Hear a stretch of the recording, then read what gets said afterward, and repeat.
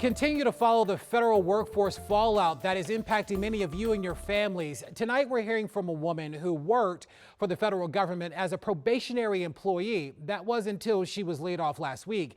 Tomorrow, she joins thousands of other former federal workers who are now looking for a new job. And as our John Duran tells us, her work helped provide health care specifically for first responders who answered the call on one of America's most tragic days. The language is pretty ridiculous. Rachael Shaw thought she found her calling with the Centers for Disease Control. I've been working there for a year and a half, and I loved it. It has a really great mission where you get to help people, first responders that were exposed to 9/11, get health care. Shaw worked in the World Trade Center health program. She says about 40% of its staff is expected to be cut.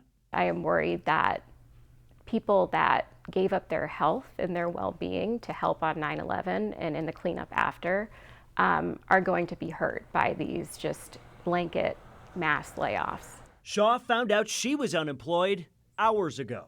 On Friday, I got notice that because I'm a probationary employee that I was going to be terminated. And I got the official notice at about 8 o'clock last night. Along with this letter, Shaw says was sent to all probationary employees let go at Health and Human Services. It reads, her performance has not been adequate to justify further employment at the agency.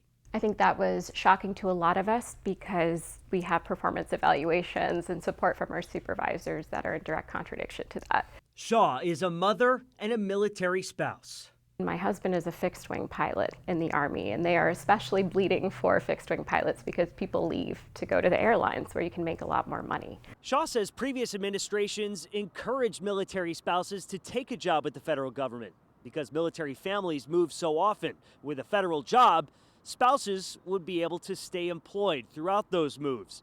Well, Shaw tells me her recent layoff won't just have her on the job hunt, but likely her husband as well. When my husband's time is up, we're done. We don't want to do this anymore.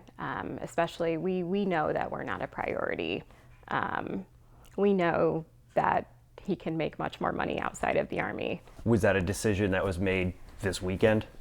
I mean, pretty much that's what we've been thinking. Yeah, it's just we both wanted to serve our country, but it's clear that this administration doesn't care about us. Shaw says she plans to join a group of fellow fired probationary employees and pursue legal action.